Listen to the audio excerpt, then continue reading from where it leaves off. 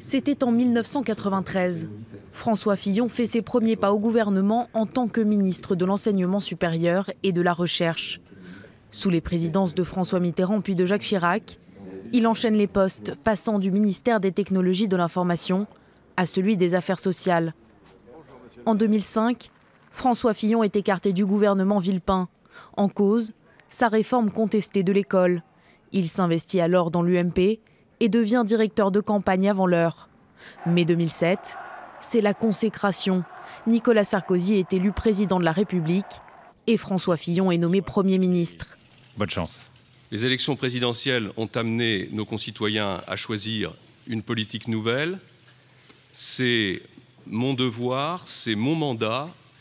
Je respecterai tous les engagements que nous avons pris et je serai à l'écoute de tous parce que la France en mouvement a besoin de tous.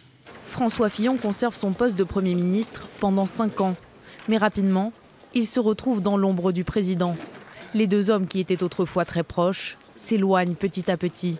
Leur chemin se sépare en 2012 après la défaite de Nicolas Sarkozy. Depuis, ils n'hésitent pas à afficher leur désaccord au grand jour. Lorsque j'étais Premier ministre de Nicolas Sarkozy, il m'est arrivé d'avoir des doutes ou des désaccords. Mais jamais je ne les ai exposés sur la place publique. Parfois j'ai serré les dents, mais lorsqu'on est au gouvernement de la France, on sert la France et celui qui a été élu par elle en mettant de côté ses états d'âme.